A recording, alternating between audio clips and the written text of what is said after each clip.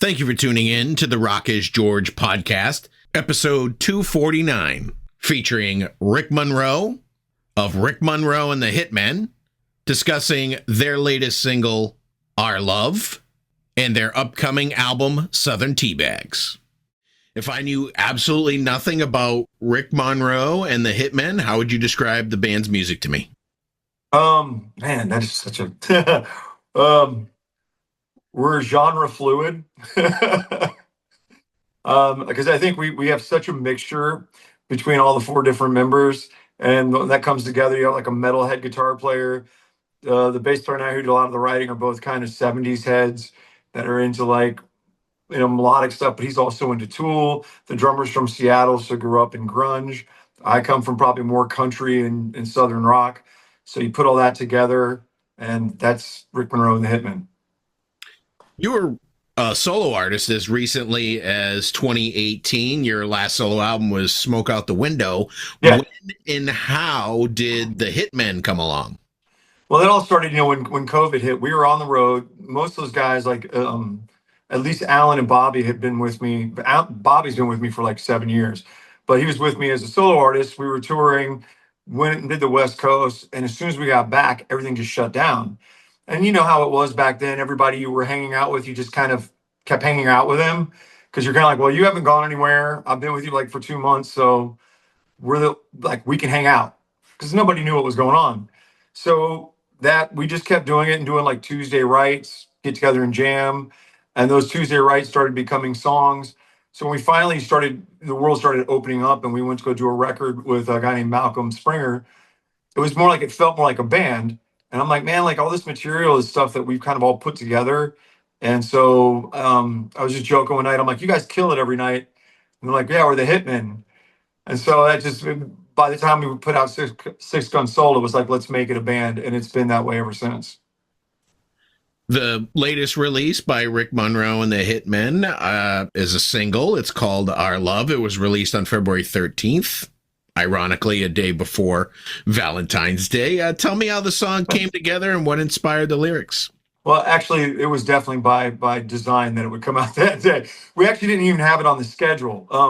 We just got, starting this year, we have our own label now with Virgin Music Group. So Asylum 1212 is our own imprint. And we've been scheduling out, because our next record is called Southern Teabags, and that's going to be coming out at the end of summer. I like to smirk. You're like,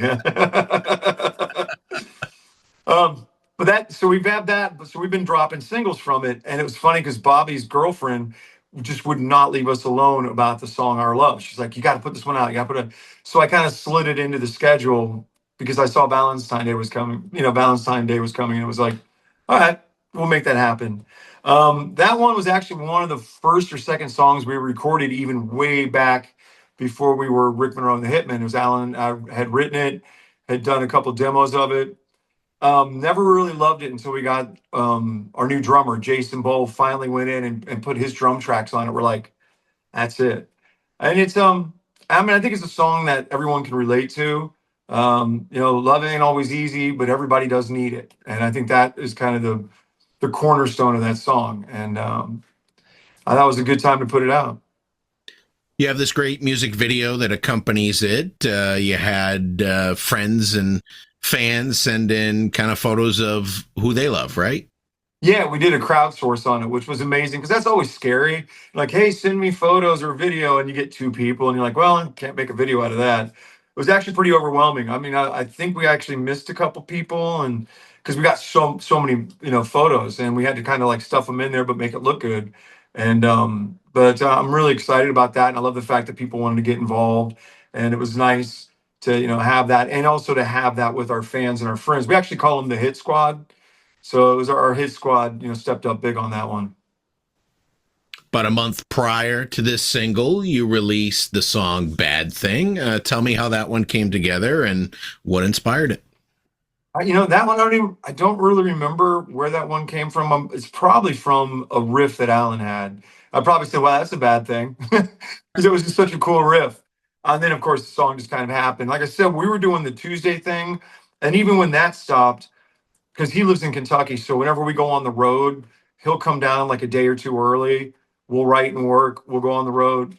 he'll stay like a day, and we'll do the same thing. And so a lot of that stuff's been written during that as well. And so that one just, I love that song. It's got such a great groove to it. And yeah, we're excited. I mean, I love what's coming up for the album. We have a live album coming up. We're starting to work on a Christmas album. So I mean, this year is full of material coming out. How much material are you sitting on since you started writing during the COVID times? Let's see. Wow. A lot. I mean, we have a bunch of demos. We have a bunch of finished songs. So I know we have the entire album for Southern Teabags, but then we also so we have the live from the Asylum, which we recorded everything here at my house. That's why we called it Asylum 1212, because that's the address was 1212, and we thought this place is crazy when we're all here working. And we just rehearsed in the living room, cool old school, because we have in-ear monitors. We just roll them in, set them up, and all my neighbors hear is drums and us screaming. But we've recorded that, and I think it came out cool. So I mean, and we're constantly writing new stuff. I'm actually practicing a brand new song called "Suede" that will be probably a single coming up, at the end of the year next year. So is it difficult as a musician and songwriter to be continuously writing, but also sitting on this older material and trying to figure out when to release what when? I can kind of split myself a little bit, by thinking about it from the record label point of view of like, when do we want these out, and then how do we maintain a good consistency that will build, our fan base and people get to know it, but not oversaturate. Yeah, it is kind of weird because songs that are old to me are brand new to everybody else, and even some of our old songs. Because really, if you've had only 1 million people listen to a song, there's how many billion people in the world? So, your old stuff is always new. And it's weird sometimes because you even have to re-release videos. I've realized, like we'll do an acoustic video of something. I'll release it again like a couple months later and it gets more traction. So you always got to kind of remember that it's sometimes new to like someone else, even though it's not new to you. That's probably one of the hardest things. Do you have an expected release date for Southern Teabags? Not yet. I mean, the cover's done, everything's done. I've got it all like in the system. I just haven't set the date yet because I think we've got one more song called Promised Land coming out. It's pretty cool because it's coming out on Good Friday. Good thinking, Promised Land. And then I think we have one more called Spell, and then I think we'll start actually pushing the live album. And then, like I said, late summer we'll probably put it out. The Southern Teabags. It'd be foolish for me not to ask how you decided on the album's title. Well, because it's like country with balls, man. Southern Teabags, but with it's kind of what we say. Or if you want to be like, you can steep us in, and it just makes us stronger. The more the more you try to burn us out. So, Fair enough. Also, my thing is, I just want to see how many people actually kind of go, "That's funny," or don't get it at all. So you mentioned you're releasing your stuff on your own label. What's the hardest part of doing things on your own? I think it's the learning curve of learning the dashboard and also knowing, how hard to push, your main label. Like, how hard do we push Virgin for things? How relevant are we to them? And, so I got to make sure that, I know my place in the world, that I'm not, expecting too much, but I'm also pushing for what we need. You got to realize that. I think a lot of musicians forget that, we're always on a journey, and sometimes you think you deserve something you don't, and vice versa. So you got to always kind of take that in mind and be mindful of what your expectations are and what you really. And it's a marathon, not a sprint, and that's exactly how we've set our release schedule up, is to be a marathon. And with having this distribution with Virgin, there's no pressure from them to move things along quickly? No, they don't really care like what we put out or how often we put it out. As long as we're putting out quality stuff and I'm giving them good numbers, I think they're going to be happy with it. I mean, obviously you don't want to just stack upon stack upon stack. I actually have a couple other artists that we are dropping singles on to see how that works. One of them's Frank Fletcher. He's going to Active Rock. We have another girl named Sophia Brand that's more like an alternative kind of thing. And those singles are coming out this month with us. And I just wanted to see how it would feel to help other people and see what that would look like. And if that's a way we can grow our own label. So do you work on the production side of things at the label as well for these other artists? Not for these two, we haven't, but that's something else we want to look at as well because we do write. We've been producing all our own stuff since probably since the last like 2 years. And I mean, it's some bands I think really need producers, and we've learned so much from the people we've worked with. We've worked with Skid Mills, who has done some amazing stuff. Like I said, we've had Malcolm Springer. There've been a bunch of different Grammy nominated guys and producers. We had Peter Keys from Leonard Skinner produce a track. And we've absorbed everything from them and kind of found what works for us. And I think between the four of us, and we have a guy named Brandon, who's our kind of our fifth wheel, we all kind of keep each other in check and are able to create things and find the points that we need to push. And when we, you know what I mean? Like you need to push certain things you need to let go. And sometimes it takes people around you, and some bands need a producer to do that. You mentioned that you're also sitting on a live album. Is going to come after the studio release? I don't know. I think I'm going to squeeze it in maybe before. I'm not really sure on that. I'm still, because I'm also seeing what songs do what, and we're also trying to figure out because we can pivot. Nothing is set in stone, so I want to make sure we pivot and do the right thing. I mean, kind of one of the coolest things about the live album is we have a track on there. This is ready for a crazy rabbit hole. I had a song called "This Side of You" as a solo artist. It ended up somehow getting into the Chinese iTunes, going to number one. Some guy thought it'd be a great idea to sell it to a company called Vivo, not telling me, not getting the rights for it, but he sells it to them. They put it on 65 million phones. It goes all over Southeast Asia and kind of becomes a cult thing. So 65 million people all over Asia had this song preloaded into their phone. And now India's one of the number one places. It's like India, Indonesia, and China, which I know aren't very populated. Well, India is. I'm just kidding. Those are the four, like, out of the top four populated places in the world, there are three of them. And so we were like, so now we're actually talking to somebody about going to India just in time for us to put this songs on the live album, This Side of You, with my band now. So now we have that. We have a killer live version of us doing Ace of Spades. I don't know if you've ever heard my solo version of it, but I think Lemmy said my solo version was one of his favorite versions he's ever heard, which was cool before he passed. So that's on there. And so that might be something as we talk to the guys in India and the agency. If we go there, we'll probably pivot and really push that. We have a Billy Decker mix of This Side of You that I'll put out on Virgin. And so that will probably be the one pivot we make. Other than that, we'll just kind of stay on schedule with the releases. Did you ever get your money for that song getting sold? No.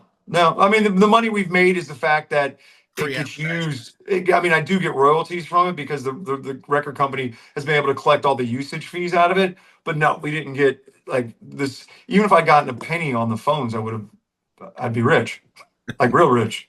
True. You guys recently performed at Daytona Bike Week. You had a couple of performances out there. How did that go? That's always cool. We love going down there, and we're going back for Jeep Week, which is going to be insane. We have a big cruise coming up to a rock cruise that takes us down to Florida, and right after that, we do the beach week. Florida's great. I'm from Florida, so it's always nice to go down there and kind of have the home field advantage. We played at the Hard Rock on Saturday, which was awesome. That stage is great. And, it's always a good thing. We do a lot of bike weeks. We're going to be going to Myrtle Bike Week for spring, looking at Sturgis. So it's always, we do well with the biker community because we're such we're a rock country band. Like we can, we've opened up for Queensryche and we've opened up for Trace Atkins.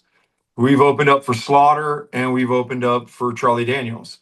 So, and we can pull all that off. We've done a Ted Nugent tour and then turned around and did an Eric Church tour. Nice. Yeah. Are any of you guys in the band bike riders? I mean, I have a license, we do, but just I haven't really had a lot of time to do it. And so I just said kind of, we just don't really, but we're capable. This cruise that you guys are doing in Tampa in April, that's also tied into bike riding, correct? Yeah, it's the Island Biker Fest. It's funny, it's a lot of the bands that we actually play with, a lot of these bands at different bike festivals like Myrtle and Daytona. It's like Jasmine Kane. It's our buddies from the Kid Rock band, the Piedmont Boys, all these bands. It was funny when I saw the lineup, I was like, oh, my liver's crying. It's just crying. But it's a good group of people. It's going to be a lot of fun. So people should get their rooms. I know the rooms have gone pretty quick, but if somebody wants to get a room, go check it out on our schedule, and you can find the tickets. And it's a good deal. And it's 5 days on a cruise, and you're directly stuck with hanging out with us, which is fun. You've played these types of cruise shows before? No, this is my first time doing one, so I'm excited about it. I've heard a bunch of friends tell me about how cool it is. I think it's awesome when you get to do your thing, but then you also get to hang out with people. And I'm sure we'll be pulling out acoustics. We're only scheduled for one show, but we're kind of the type of guys that like to play, so you won't keep us from playing. Are you worried a little bit that once people see your show, they dig you, they're gonna be following you around the boat? I mean, no, I don't think so. I think everybody kind of understands that that's what these boat things are about. I mean, that's why they bring us out too. They want us to engage, and we want to engage with people. I mean, we just started this whole new thing from a company called FanFlowy, which is, I mean, I hate to say it, but it's kind of like a fan funnel program that brings people, especially from Facebook or any of these other kind of behemoth social medias. It actually brings them to us, gets them in our own mailing system, but also gives them, discounts and information, and we can get all this stuff. And so we're not beholden only to Facebook. So the fan flowy thing is about us being very connected with our fans, and it's allowing us that connection. And I think something like this cruise is perfect. That's what we want to do. That's where we want to be. I mean, because that's how bands now survive. You don't survive on streaming. You don't survive on a lot of things. It's your fans, your super fans, the people that will buy your next record, buy your t-shirt, come to the show. And you want them. You want to be as connected with them as you possibly can. As far as live performances go, are you going to kind of stick to the festival appearances? Are you going to try some type of mini tour, whether locally or a little bit across the USA? We're working on some tour stuff. Because we kind of went we were doing a lot of just basic honky tonks and soft ticket things, and it was just kind of wearing us out. And so when we wanted to start our own label, I was like, you know what, let's stop, let's retool, let's refocus our fan base, let's try to find the best situation. And so it's been cool because, yeah, we've picked up a lot of good, solid festival plays, and we're doing some bigger things. And I'd rather do one of those than five of the others. I'm still going to go out and do a bunch of acoustic stuff. The bass player and I do a lot of that. We have some other things in the works. So right now, like, we're just more focused on the label and really building our fan base to be as strong as it possibly can be. I saw that you've shared the stage with some country legends like the Charlie Daniels Band, Yeah. Dwight Yoakam, Travis Tritt, and Patty Loveless. Did you have a chance to meet or hang out with him? Dwight Yoakam, nobody meets him. He's a weirdo. I mean, they make you clear out the dressing room, like 30 minutes before he comes, and you can't go back until he leaves. So that's his thing. But man, everybody else has been amazing. Charlie Daniels is one of the sweetest men. We played with him a couple times. One of my favorite stories is we were standing backstage at the Wild Horse in Nashville, and my wife's about 5'1", 5'2", just a small, petite thing. And Charlie's a big dude. He comes walking down the hall, tips his hat. He's like, "Hi there, little lady. I'm Charlie Daniels." I'm like, "Bro, she knows who you are. Come on, we all know who you are." But just a kind man. Uh, I've been very fortunate. Everyone we've toured with, because I did all the Jagermeister country tours. Everyone's been really cool. I really haven't had, anybody that was like a terrible experience to be on the road with or even to open for. So being on those Jägermeister country tours, you became some type of ambassador 7 times over. Yeah, I was their guy. I was the guy who would go out.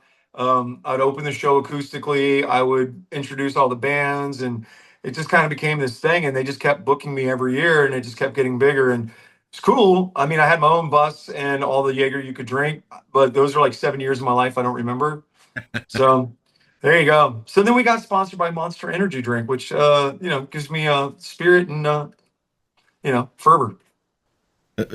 Pretty sure Monster's got some energy drinks that have alcohol in them too. They actually, those drinks, the Beasts, don't have energy, but they do have alcohol. I think you're talking about these things right here. Yes, I just got a case of these. They are delicious. They're actually kind of evil. Just in the sense, if you drink them, you're like, oh, that was easy. Yeah.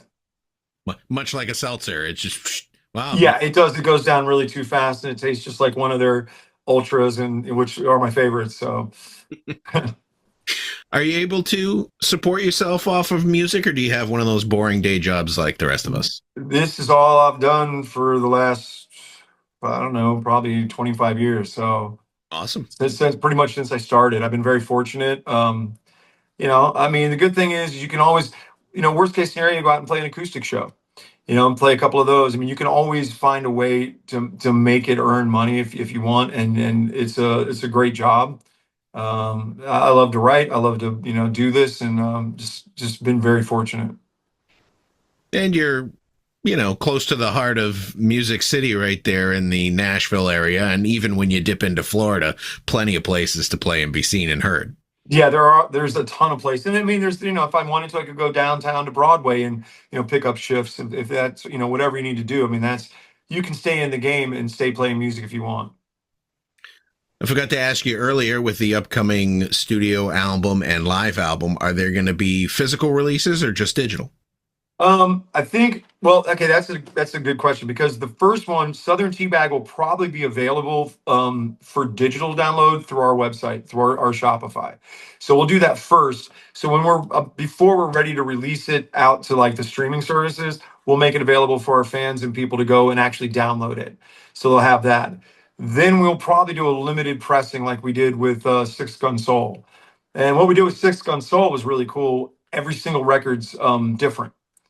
So it's all unique. So the limited pressing, so whatever color you get, there's not one exactly the same. And we'll do the same thing with Southern Teabag. I'm sure we'll do, and I don't know if we'll do a run of, we might do a run of as small as 500 or something to make them really exclusive. Vinyl seems to be the physical medium that people prefer today, so it's worth at least a little bit. And when it comes to vinyl, everything's collectible, so people want it. Yeah, and then I think we did a really cool thing with the last one, and it did really well. I mean, I've only got a couple, boxes left, and we did really well with that. And so now, yeah, going forward, we'll definitely do something vinyl with that. And I'd like to do that even with the live album when it comes time. And we might even, on something like that, we might do a pre-order as well and see what the actual appetite is for it. And that's a good thing. You can do that. I mean, you can do runs of up to 100 or less if it's, I mean, obviously the per unit cost is a lot higher, but you got to weigh out the fact that I want people to have our music too. Exactly. Well, those are all the questions I have for you today, Rick. The new Rick Monroe and the Hitmen single is Our Love. It's out now, available streaming pretty much everywhere, and sounds like you got a lot of good music on the way, and I want to thank you for taking the time to tell me more about it today. Thanks, bro. I appreciate it. Once again, I want to thank Rick Monroe of Rick Monroe and the Hitmen for coming on the Rock is George podcast. Be sure to check out their latest single, Our Love, out now on your favorite streaming platform. They've got a bunch of other singles out there, and they're all worth checking out. For all things Rick Monroe and the Hitmen, head over to their official website, rickmonroe.com. I also want to thank Shauna O'Donnell of O'Donnell Media Group for making this interview possible. You've been great. I've been George Dionne. Discover your next favorite artist on the Rock is George podcast.